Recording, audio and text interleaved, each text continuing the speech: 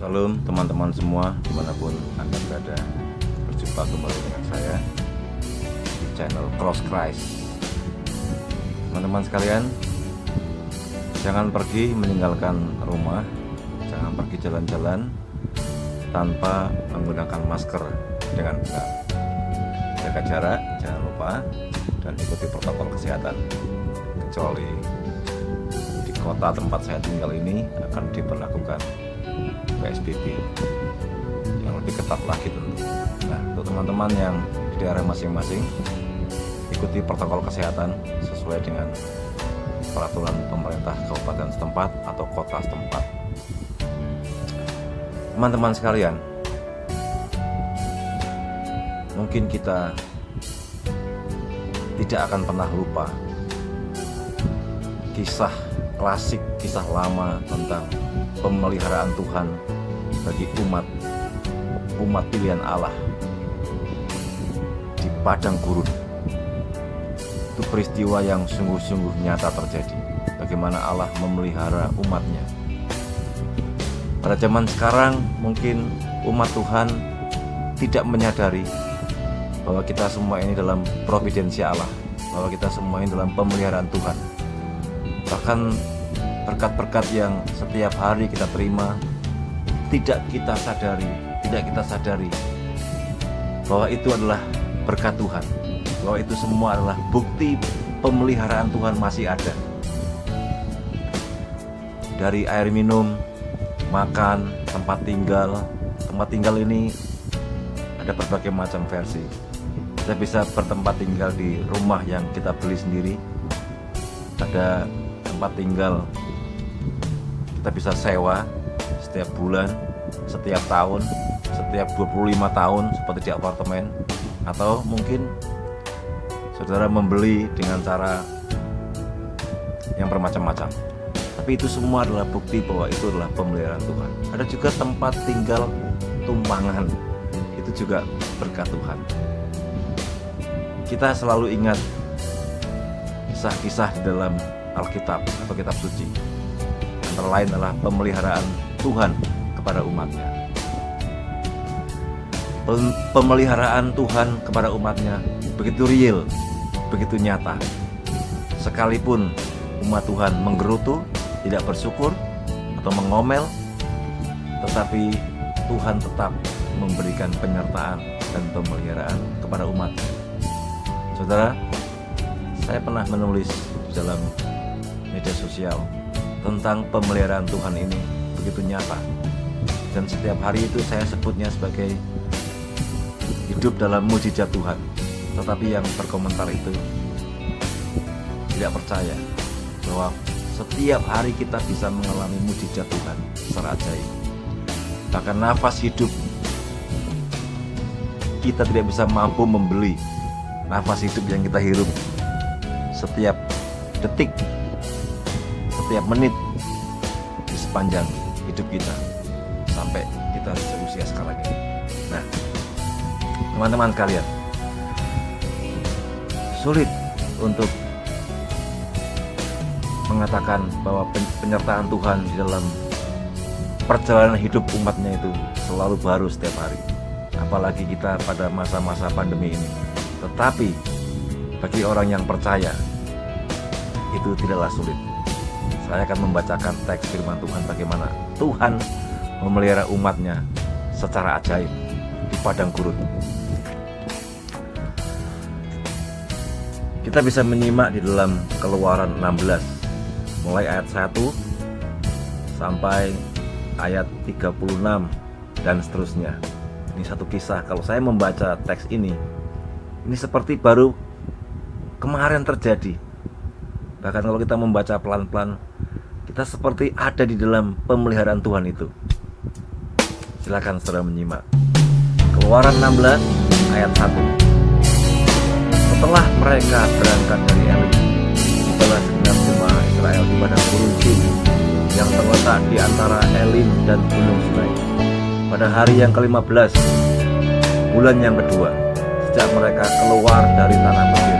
Jadi ini adalah sebuah introduksi, sebuah pengantar menjelaskan tentang perjalanan umatnya yang dipelihara Tuhan sejak mereka keluar dipimpin Tuhan meninggalkan tanah Mesir. Pada hari keberapa? Pada hari yang ke-15 bulan yang kedua. Saya tidak akan fokus mengeksposisi penjelasan ini, yaitu hari yang ke-15 bulan yang kedua itu seperti apa. Saya akan fokus pada bagaimana Tuhan memelihara umatnya di padang gurun. Ayat 2. Di padang gurun itu bersungut-sungutlah segenap jemaah Israel kepada Musa dan Harun. Mereka lupa bahwa yang membawa mereka keluar dari perbudakan di Mesir itu adalah Tuhan sendiri. Makanya kalau kita nanti membaca semua, Musa itu berkata kepada mereka, umat Tuhan itu, dan kepada para pemimpin, siapa kami? Ungkapkan atau memulai gelutuan kami itu kepada Tuhan. Kami ini hanya utusan, kata Musa itu. Ayat 3. Dan berkata kepada mereka, kalau kami mati tadinya di tanah Mesir oleh tangan Tuhan, ketika kami duduk menghadapi kuali berisi daging dan makan roti sampai kenyang, sebab kamu membawa kami keluar ke padang gurun ini untuk membunuh seluruh jemaah ini kepada kelaparan atau dengan kelaparan. Nah, inilah omelan umat Tuhan yang dipilih Tuhan, yang disayangi Tuhan, yang disertai Tuhan. Coba saudara-saudara, tanpa Tuhan beserta mereka sudah punah, mereka sudah habis bangsa ini. Tetapi Tuhan berjanji kepada Abraham, berjanji kepada Ishak, berjanji kepada Yakub, dan saat ini Tuhan bicara kepada Musa, pemimpin yang Tuhan angkat untuk mengembalakan mereka bersama para Tuhan. Ayat 4. Lalu berfirmanlah Tuhan kepada Musa, sesungguhnya aku akan menurunkan dari langit hujan roti bagimu. Maka bangsa itu akan keluar dan memungut tiap-tiap hari sebanyak yang perlu untuk sehari, supaya mereka kucoba apakah mereka hidup menurut hukumku atau tidak. Itu ada tanda bintang. Saya juga tidak akan membahas atau maksudnya. Tetapi ayat 4 ini mengatakan bahwa Tuhan berfirman kepada Musa, sesungguhnya aku akan menurunkan dari langit hujan roti bagimu. Ya, kalau sekarang saya mengatakan ini kepada orang, kamu akan mengalami hujan roti keju, hujan roti daging pada pagi hari. Ya, mungkin orang nggak percaya itu wajar. Tetapi kalau saya berkata, kamu akan menikmati berkat Tuhan. Bahkan ketika kamu tidak berdaya, kamu akan dipelihara Tuhan, akan tetap hidup, akan tetap makan, akan tetap minum, akan tetap sehat, akan tetap bisa tidur, akan tetap bisa istirahat dengan tenang, tanpa dikejutkan oleh apapun. Karena Tuhan itu setia. Mungkin orang akan percaya. Karena janji Tuhan itu ya dan amin. Janji Allah itu janji kesetiaan. Karena dirinya adalah perjanjian. Nah, dirinya adalah kesetiaan. Setelah dikasih Tuhan. Kalau kita baca di bagian terakhir, berapa lama mereka menikmati hujan roti dengan peristiwa yang sama. Setelah ayat 35, kitab suci menjelaskan berapa lama mereka menikmati hujan roti. Umat Allah makan mana 40 tahun lamanya, sampai mereka tiba di tanah yang didiami orang. Mereka makan mana sampai tiba di perbatasan tanah Kanaan. Mereka makan roti ini, roti dari surga ini, 40 tahun lamanya. Nanti kalau kita boleh mempertanyakan, lalu 40 tahun itu mereka ngapain? Kerja kah? Menyimpan uang di bank? Atau menyimpan uang dalam keranjang? Dalam ayat 1 sampai ayat 36 tidak disebutkan apa yang mereka kerjakan. Di antaranya mereka hanya menggerutu. Pagi-pagi mereka mengurus makanannya sendiri-sendiri untuk keluarganya. Mereka mengambil menurut keperluannya, menurut kebutuhannya.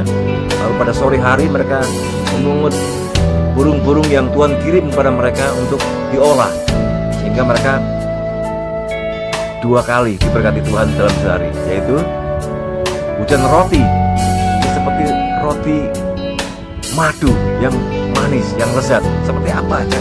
Saya saya belum pernah makan. Tapi kalau kita bisa bikin seperti itu, apakah bisa menandingi nikmatnya roti yang dimasak, dibuat, dikirim oleh Tuhan sendiri, diproses oleh Tuhan sendiri? Saya hanya mau mengatakan bahwa pemeliharaan Tuhan itu nyata, penyertaan Tuhan itu nyata, penyertaan Tuhan itu sungguh setia, dari selama-lamanya sampai selama-lamanya. Dari kita belum dikasih nama oleh orang tua kita sampai sekarang. Nah, saudara, betapa dahsyat, betapa hebat itu di dalam iman kepada Tuhan. Oleh karena itu, dia dan aku, Tuhan kasih Tuhan, selama 40 tahun mereka makan roti yang Tuhan masak sendiri, tetapi mereka bersungut-sungut. Nah, ini yang lucu.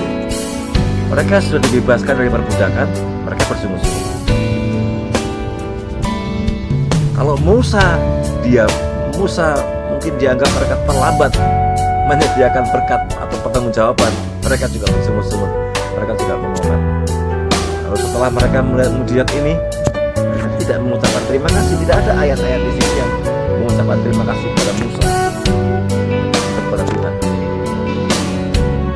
Ayat 12, aku telah mendengar sungut-sungut orang Israel. Katakanlah kepada mereka, pada waktu senja kamu akan makan daging, dan pada waktu pagi kamu akan kenyang makan roti. Maka kamu akan mengetahui bahwa akulah Tuhan Allah. Pada waktu senja kamu akan makan daging, pada waktu pagi kamu akan kenyang makan roti. Roti seperti apa itu? Silakan simak. Pada waktu petang datanglah berduyun-duyun burung puyuh yang menutupi perkemahan itu, dan pada waktu pagi terletaklah embun sekeliling tempat itu. Ketika embun itu telah menguap, tampaklah pada permukaan padang gurun sesuatu yang halus, sesuatu yang seperti sisik, halus seperti embun beku di bumi. Ketika orang Israel melihatnya, ketika umat Allah melihatnya, katalah mereka seorang kepada yang lain, apakah ini? Sebab mereka tidak tahu apa itu. Tetapi Musa berkata kepada mereka, inilah roti yang diberikan Tuhan kepada kamu menjadi makananmu. Inilah perintah Tuhan, pungutlah itu tiap-tiap hari menurut keperluannya. Masing-masing kamu boleh mengambil untuk seisi rumahnya segomer seorang menurut jumlah jiwa. Nah, Musa memberikan peraturan sesuai dengan firman Tuhan. Tuhan memberikan berkat kepada mereka, mereka bisa bertahan hidup pada gurun, tantangan yang khusus pada gurun. Tuhan memberkati mereka, tetapi Tuhan juga memberikan peraturan. Mereka harus makan dengan cara bagaimana, mereka harus memungut dengan cara bagaimana, jumlahnya seberapa. Mereka sudah menerima peraturan itu. Saudara, kalau mereka melanggar peraturan itu, maka roti yang mereka sembunyikan, yang mereka ambil, yang mereka pungut itu menjadi busuk dan ada ulat belatungnya, nggak bisa dimakan. Bagi mereka yang taat, seperti pada hari Sabat, mereka harus mengambil untuk persiapan itu tidak akan busuk, tidak akan ada ulat belatungnya. Berdoa Tuhan. Pada saat ini, kalau kita menghubungkan peristiwa Musa memimpin umatnya Allah 40 tahun di padang gurun, itu bukan hal yang mudah, itu bukan hal yang ringan dari pemimpin di padang gurun. Saudara kasih Tuhan, kalau sekarang ini pemerintah menggelontorkan dana bermiliar-miliar untuk diatur oleh para petugas yang diutus,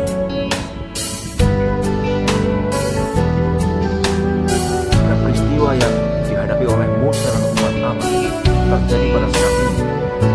Orang yang menikmati berkat itu, dipercayakan berkat itu, mereka harus mengatur sedemikian rupa sesuai dengan petunjuk pelaksanaan, sesuai dengan petunjuk teknis. Tapi mereka melanggarnya, dan besok paginya yang terjadi adalah mereka melihat ulat belatung itu atau membusuk. Mungkin orang akan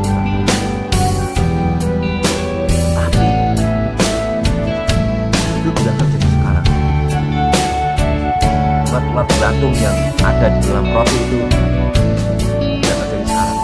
Itu terjadi ribuan tahun yang lalu. Apa maksudnya? Jika Tuhan memberi kita kepercayaan untuk mengolah, mengatur berkat Tuhan, kita harus mengatur sedemikian rupa dengan hati yang takut akan Tuhan, dengan penuh kejujuran dan kebenaran. Kalau gereja diberi kepercayaan untuk mengatur, kita harus mengatur seperti itu untuk Tuhan. Kalau gereja diberi kepercayaan untuk berbagi, untuk membagi, kita harus membagi sesuai petunjuk teknis, petunjuk pelaksana. Jika tidak, kita harus ingat peristiwa yang dihadapi oleh Musa ketika melihat roti yang disimpan membusuk dan ada ulat belatung. Kuman tetap ada sampai sekarang. Peringatan dari Tuhan tetap ada sampai sekarang. Tapi apakah kita orang yang gentar dan taat kepada Tuhan atau tidak? Mari kasih Tuhan. Apakah kita berani kehidupan dengan percaya? Seperti umat yang